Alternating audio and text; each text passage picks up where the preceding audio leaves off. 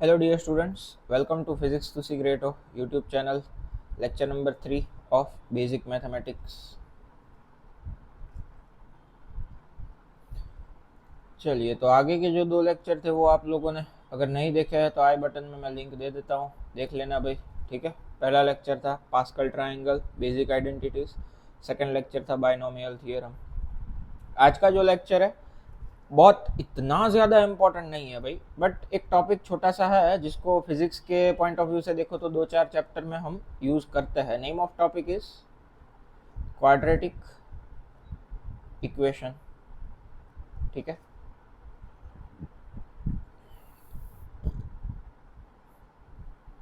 सबसे पहले तो आपको डिफाइन कर देता है कि भाई क्वाड्रेटिक इक्वेशन होता क्या है भाई। एन एल्जेब्राइक इक्वेशन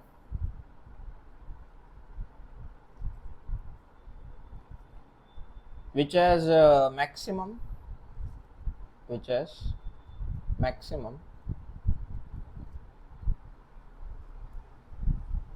या तो दूसरे वर्ड्स में बोलो तो highest power of variable is 2। मतलब ऐसा इक्वेशन जिसकी हाईएस्ट पावर कितनी हो 2 इज कॉल्ड क्वाड्रेटिक इक्वेशन। कहाँ पे इसका यूज आएगा भाई? इसका यूज आप लोग फिजिक्स में स्टैंडर्ड 12th है उसके दो चैप्टर है, एक कैपेसिटेंस चैप्टर नंबर 2 का लास्ट पार्ट आएगा और एक करंट इलेक्ट्रिसिटी।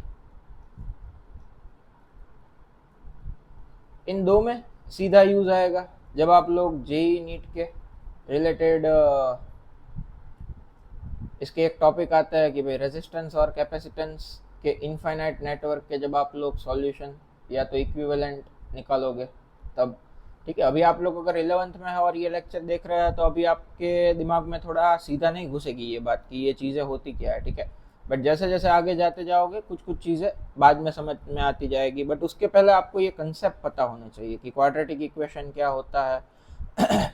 चलो देखो, एग्जाम्पल के फॉर्म में अगर मैं आपको बोलूँ तो ऐसा इक्वेशन जिसकी मैक्सिमम पावर 2 हो, मतलब कि ax² plus bx plus c is equal to 0।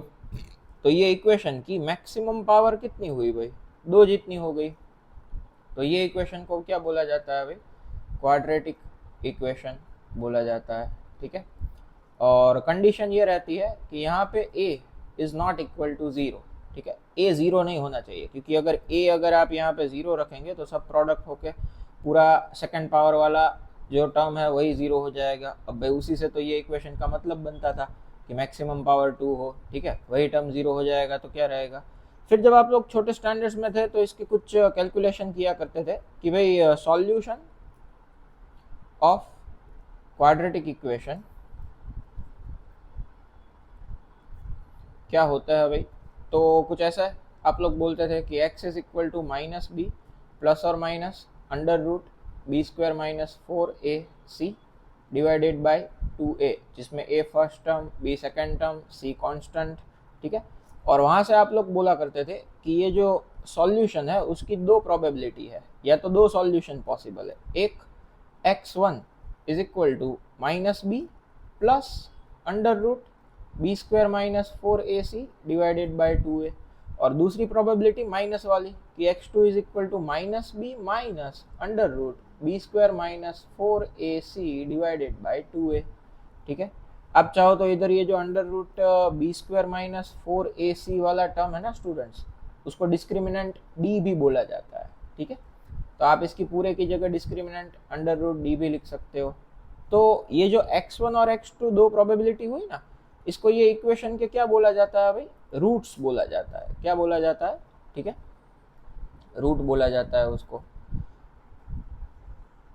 चलिए, अब बहुत बार आप लोगों को कहीं कहीं पे आ जाएगा, मैथ्स वालों को भी आएगा, बायोलॉजी और फिजिक्स पढ़ रहे हो तो चांसेस कम है कि भाई ये जो 2 रूट है उसका सम क्या होता है? सम ऑफ रूट्स। तो कि भाई x1 प्लस x2, ये कितना होता है? तो आंसर आएगा वहां पे minus b by a. And अगर आपको पूछे कि भाई प्रोडक्ट ऑफ रूट क्या होता है, प्रोडक्ट्स ऑफ रूट मतलब x1 इंटू x2, तो वो हो जाता है c बाई ए। ध्यान में रख लेने की खाली चीज, इतनी ज्यादा इंपॉर्टेंट नहीं है। ओके, और एक इंपॉर्टेंट नोट यहाँ पे मैं आपको बता देता हूँ कि देखो ये जो है ना, ये थोड़े मैथ्स वाले इसमें ज्यादा रिलेट कर पाएंगे कि भाई अगर आपका क्वाड्रेटिक इक्वेशन ऐसा है a x square plus b x plus c is equal to 0 और उसका discriminant d square is equal to b square minus 4ac, या तो d is equal to under root b square minus 4ac ऐसे दे रहे हैं आप, तो जो रूट्स रहते हैं देन रूट्स ऑफ इक्वेशन उसकी 3 प्रोबेबिलिटी रह जाती है। देखो भाई ये बी ग्रुप वालों के लिए इतना ज़्यादा इंपॉर्टेंट नहीं रहता है, ठीक है, ए ग्रुप में कहीं कहीं पे आ जाएगा, ठीक है। तो अगर आपका जो डिस्क्रिमिनेंट आ रहा है उसकी वैल्यू ग्रेटर देन 0 है, ठीक है, तो जो भी रूट्स होंगे दोनों के दोनों, देन दोनों के दोनों जो रूट है टू रियल रूट वो रियल होंगे। एंड देन आफ्टर अगर if d is equal to 0 आ रहा है तो उसका खाली एक ही रियल रूट पॉसिबल होगा, then only one real root, क्योंकि ये इक्वेशन में अगर आप d की वैल्यू 0 ले लेते हो तो पॉसिबिलिटी एक रह जाती है माइनस बी बाई 2 है, वहां पे प्लस माइनस की 2 पॉसिबिलिटी रहती नहीं है, ठीक है। एंड अगर थर्ड पॉसिबिलिटी कि d की वैल्यू जो है वो लेस देन 0 है, देन रूट इज इमेजिनरी। अब ये बायोलॉजी वालों के लिए इतना इंपॉर्टेंट नहीं है, ठीक है। एक इक्वेशन हम आपको एग्जाम्पल के फॉर्म में सॉर्ट आउट करने के लिए देते हैं। अब सब लोग ध्यान से देखना, ये चीज सबके लिए इंपॉर्टेंट है, ठीक है। जो इतना इंपॉर्टेंट नहीं था वहां पे मैंने बता दिया कि इसको जस्ट खाली समझ लो कि ये हाँ ऐसा ऐसा होता है, ये फॉर्मूला होता है, ऐसे इक्वेशन को क्वाड्रेटिक इक्वेशन बोला जाता है। बट अब जो चीज है ना वो सबके लिए इंपॉर्टेंट है। एक एग्जाम्पल हम लेते हैं। फॉर एग्जाम्पल आपको एक इक्वेशन दिया 2x square minus x minus 3 is equal to 0 and आपको बोला कि फाइंड रूट्स ऑफ इक्वेशन, ये इक्वेशन के आप रूट्स फाइंड करो, ठीक है। तो सबसे पहले तो हम क्या करते हैं भाई, compare it with a x square plus b x plus c is equal to 0। Ideal equation के साथ इसको कंपेयर करो, ठीक है। तो यहाँ पे कौन सी वैल्यू क्या क्या होती है भाई, तो हम आपको बता देते हैं यहाँ पे कि ये देखो ये जो है ना ये a के साथ इक्विवेलेंट है, फिर ये b, ये तो x है बट b के x के आगे कुछ नहीं होता तो 1 तो होता है, और ये जो है ना ये पूरा का पूरा क्या हो गया c, मतलब a की वैल्यू क्या 2, b की वैल्यू क्या -1, c की वैल्यू क्या तो कि भाई -3। अब आपको इसके रूट्स फाइंड करना है, तो रूट्स फाइंड करने का फॉर्मूला लगा दो कि भाई x is equal to -b plus और minus under root b square minus 4ac divided by 2a। अब देखते हैं सभी वैल्यूज इसमें रखता है।